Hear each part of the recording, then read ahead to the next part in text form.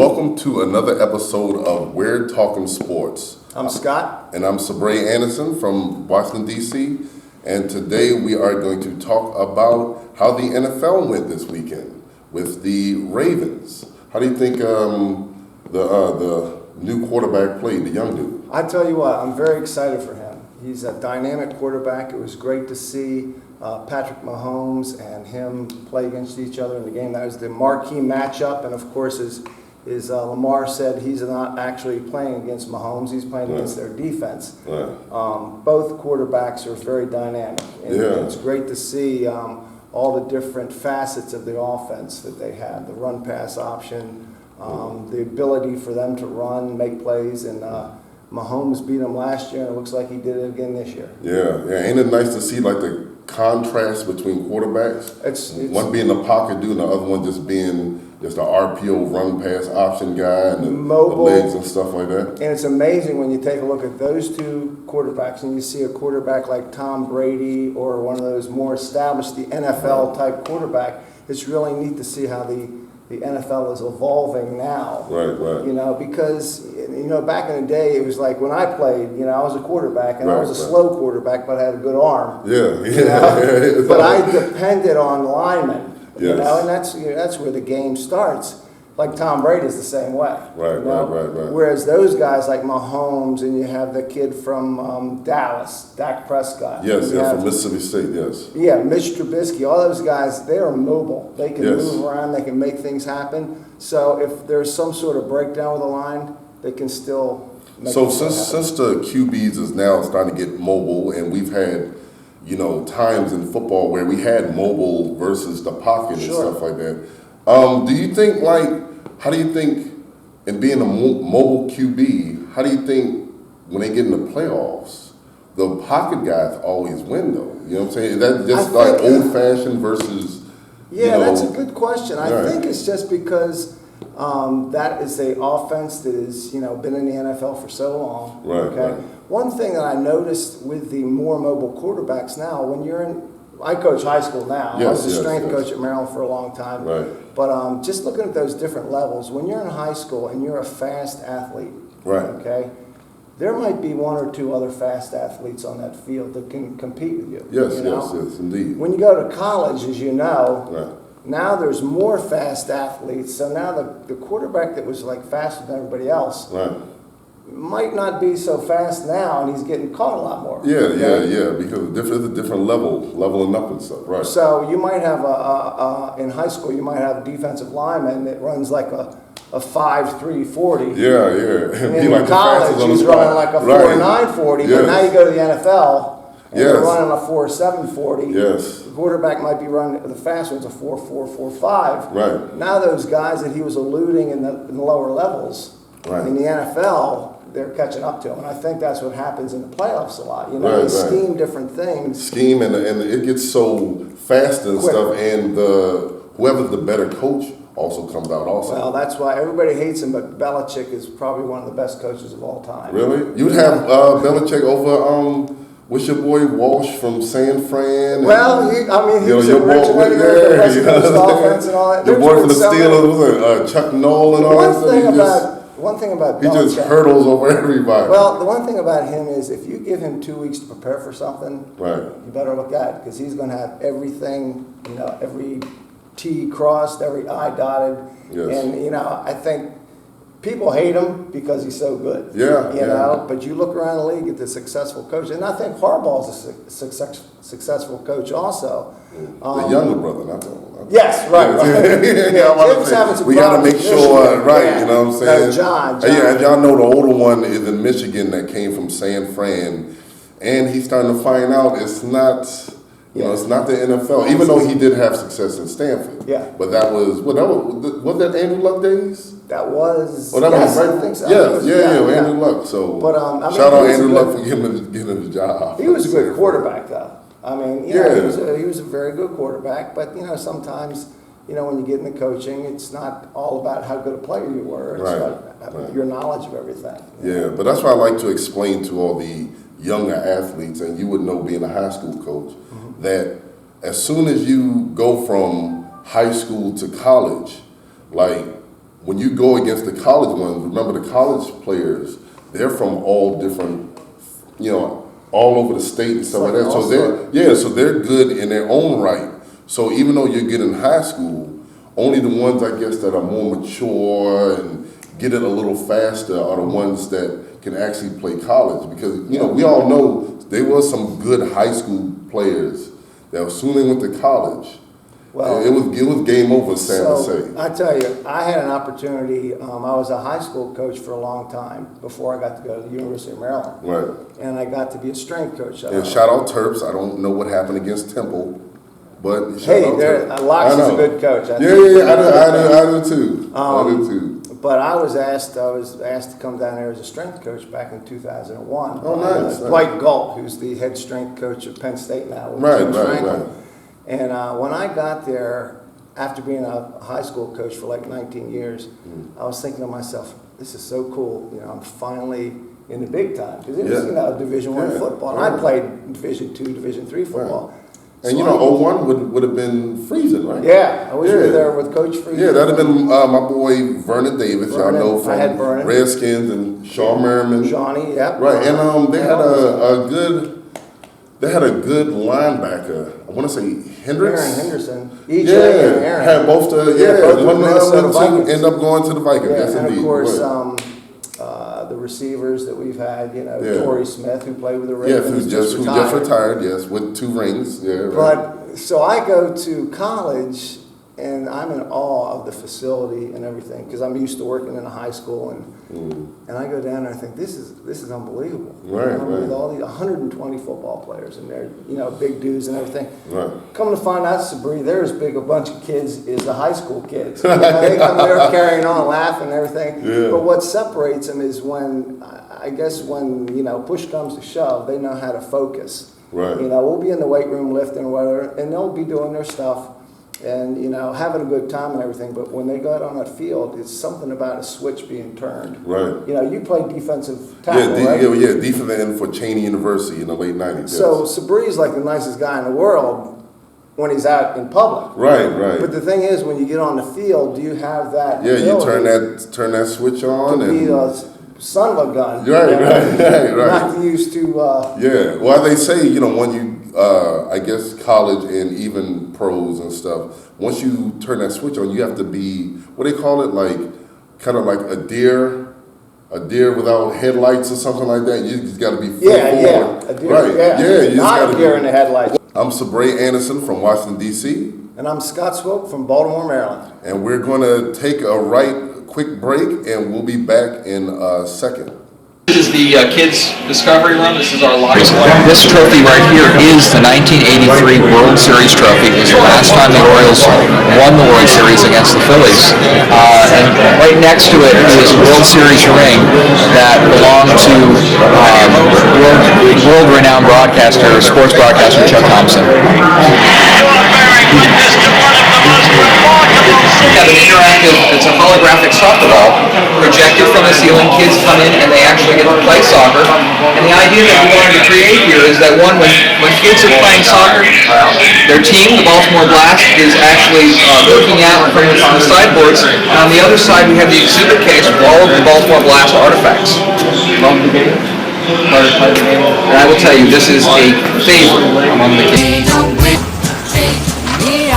Of course, we're delighted to have 2 Hall of Famers, 2 of the 19 people who hit 500 home runs in their careers, Eddie Murray and Mike Schmidt, who will be the headliners in our home run contest. I retired, so he was an American League most of my career, and I just watched him on TV. And the 1983 World Series was really the only time a couple spring training games, and the only time I really got to see Eddie in person, and always admired him as a hitter, always jealous of him as a hitter. The guy got to switch hit. A buyer switch hitter, hit from both sides of the plate, power from both sides of the plate. Again, not only Eddie Murray, but Gary Carter will be going in with him, another close friend, and look forward to my trip up there. Eddie, I don't know whether you played any golf or not, but we got to get on that golf course up there at Cooperstown. Yeah, for one day. They'll make you do that. Just the one day. Jay will be right there sitting behind him and giving him all the support he needs. Guys, both of you, how does it feel to go out in a contest like this? Is it nice to get back in the uniform and hit swing, or do you get, to Nagel wouldn't do it because sometimes you would be afraid of embarrassing yourself? How do you feel about Feel the uniform, embarrassing yourself.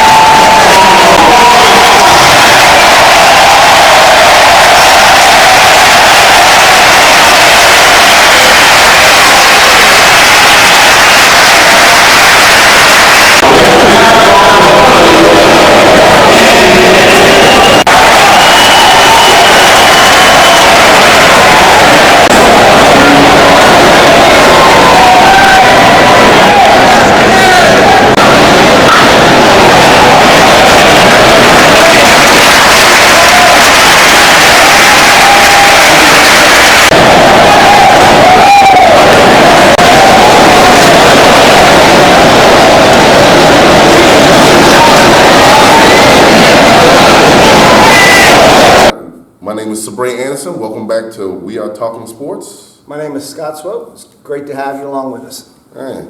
And we're getting back into football and how my Redskins did last Monday. What do you think?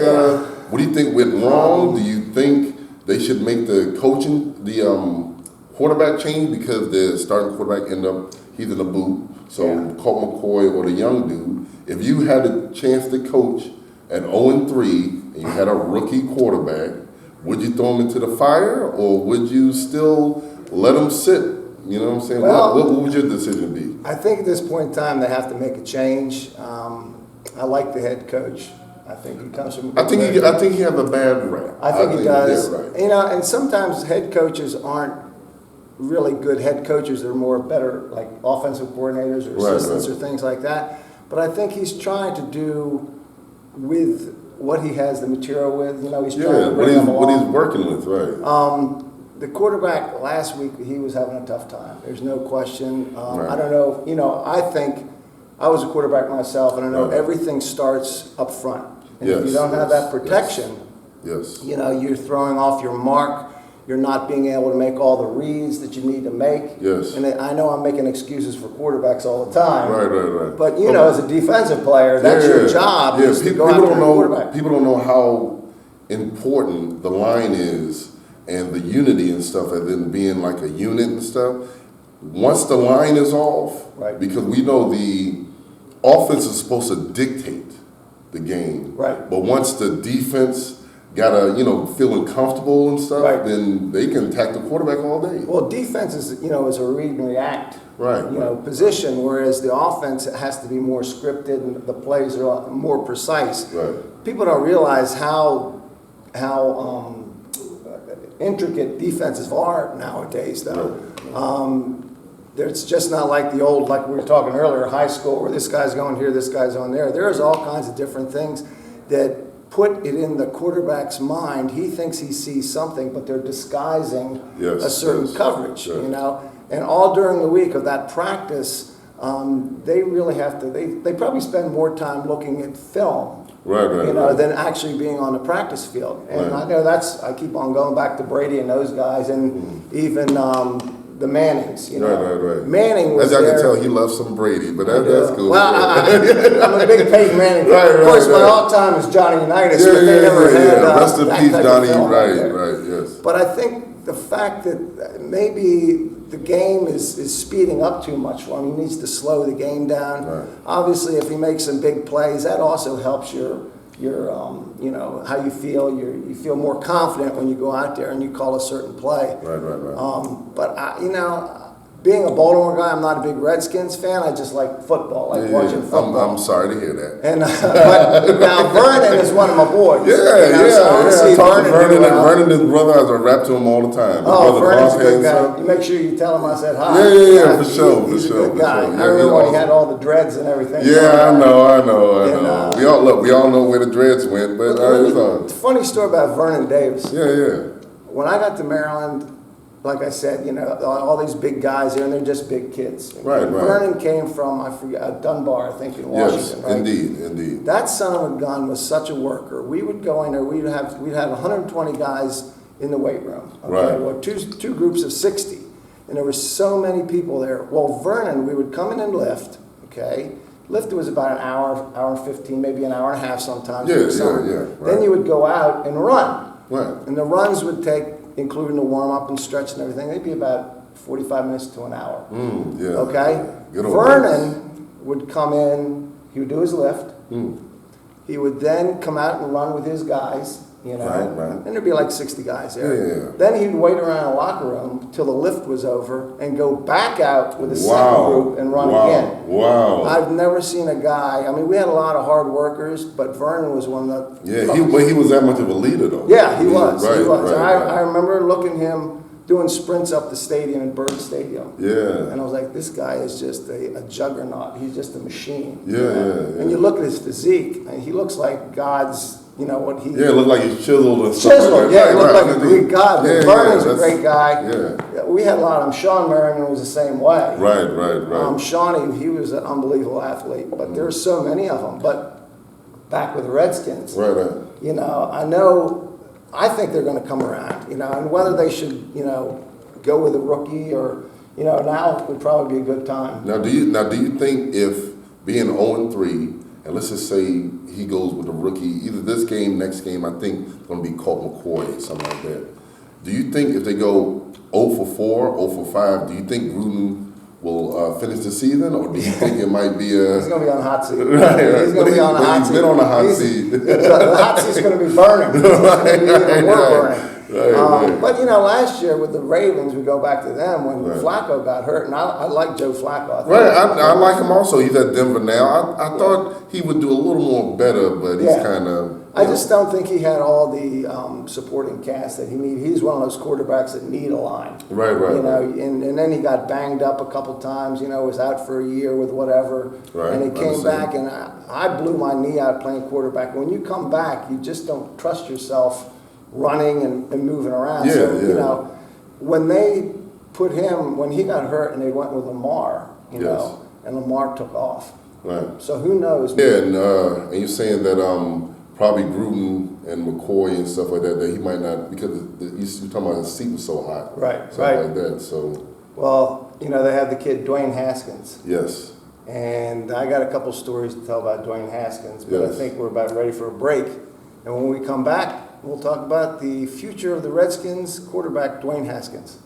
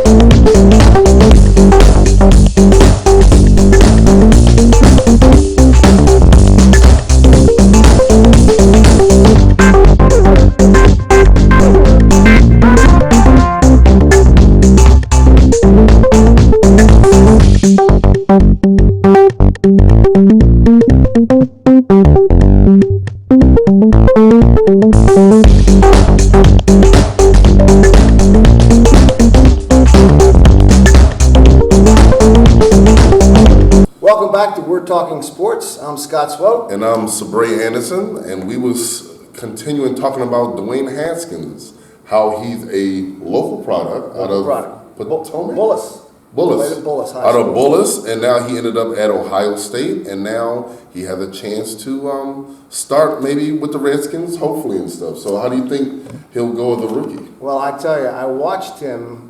I coached football at Archbishop Spalding High School here in Severn. Right. And the first year we were there, we got to go down to Bullis. Oh, nice. And there was a young man named Dwayne Haskins who was a Right. quarterback, and Yeah. he was about 6'3", 210. He was just a lean little kid there, but that son of a gun had an arm. Right, And he right. could move around, and everybody's thinking this guy's going somewhere. Then we found out that he was going to Ohio State, and obviously he did unbelievable stuff at Ohio Yeah, State. only what, so- 50 touchdowns? Only, yeah. That's right, yeah. Right. So I'm Only a big 50. Dwayne Haskins fan. I think he's going to step in. I think he's have a great career with the Redskins. Once again, they got to get him protection, Yes. and they got some weapons that he can use, but they got to keep on, you know. Yeah, I didn't know that one of the guys was his boy from Ohio State, number 17. Oh yeah. That receiver. Yeah. I think he Oh, got they- drafted. Haskins got drafted and said, "Nah, We need to need bring to get it." it. That's right. That's cool. I know. Yeah. I wish it had worked better. I wish it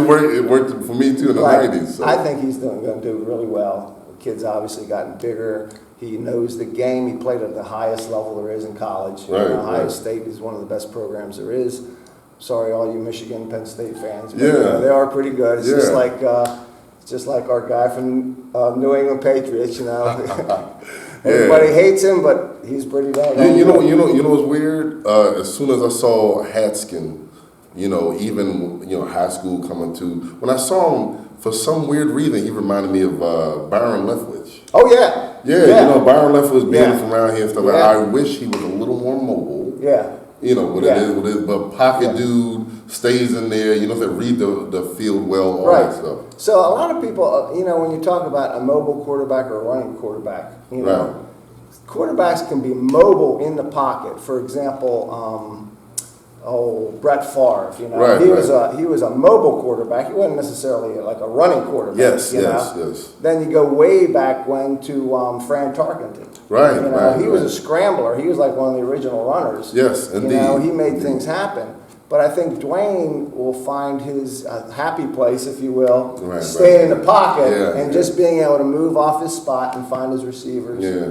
And he'll do well. Some people, just like you were saying about mobile and pocket, some people, as his boy Brady, they have good footwork Yeah. and pocket awareness. Yeah. Dan Marino was like that. Yeah, oh yeah. You know what I'm saying? And I tell you what, you Yeah. talk about somebody who wasn't a great athlete. Right. Dan right. Marino was, he just could throw the ball, had Yeah. pocket awareness, knew where to go, Right. and knew where his receivers were. Yes, Which comes yes. in with, once again, the studying and knowing defenses and knowing when to get rid of the ball and having Yes. that internal clock. Yes, and you can kind of feel the people around you Yeah. falling and Trust me. where to step up and stuff like Oh, that. yeah, it's amazing that's why the left tackle in the NFL, if you're a right-handed quarterback, that's Yeah. the highest paid line position there is. Yes. Because he's actually literally got the quarterback's back. Right, You the don't have- blind spot. The blind side. Yes, That's right. yes, You have the indeed. movie, the blind side. Right, Yeah. right. So Yeah. I know when I played, I had a couple years where I had some great linemen. Right. Then I had a couple years where I didn't have some great linemen. Right, Like, right. the first 2 years later, like, boy, this kid's great at quarterback. Yeah. But then the next 2 years, they're like, boy, this kid's horrible. It was the same kid. It was just a different same supporting kid, drop. right, But I was right. not a mobile quarterback. I was Yeah, able to yeah. drop back, throw the ball, and Yes, just go on. yes. But I think Dwayne, those guys, and we do so many drills, even in the high school. We do so many drills with the quarterbacks on footwork. Right. When the defense is working or special teams is working, Yes.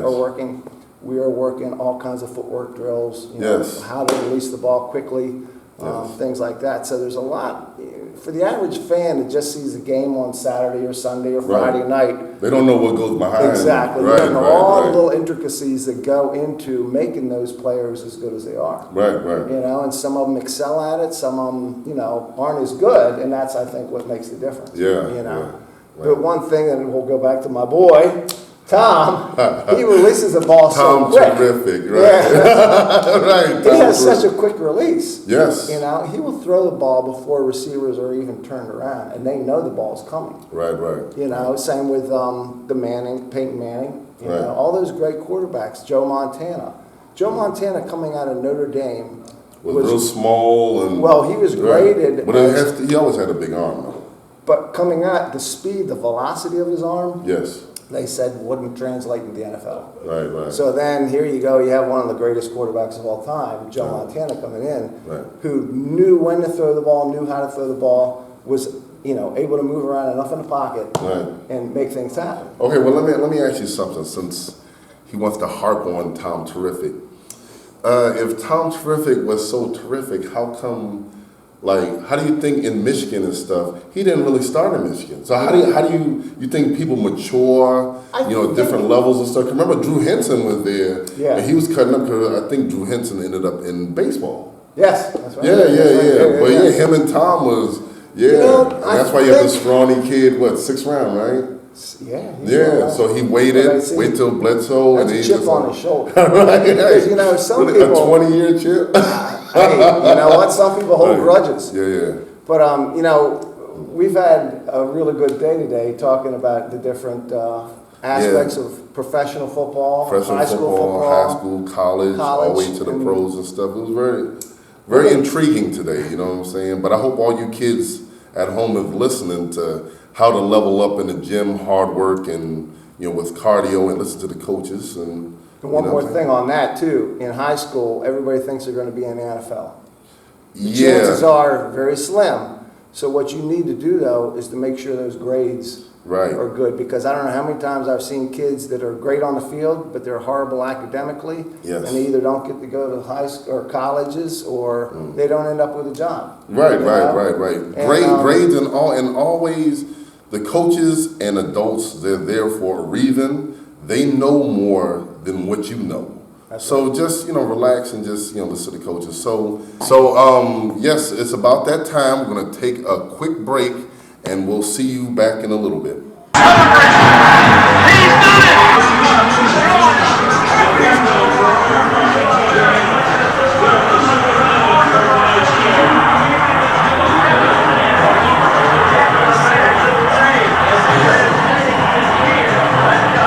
Welcome back to the show. This is Sabee Anderson. This is Scott Swope. Yes, and we are now wrapping up a awesome segment where, just two guys talking about sports. Thank you very much for looking at us, spending some time. I hope everybody have a good day, and unless you, some last words or something. Well, I want to thank everybody for looking in. I hope you had a good time watching the show. Yeah. And we'll have some more topics here in the future. Yeah, we'll have more topics in the future, and we will see you very soon. Thanks for watching. Good job.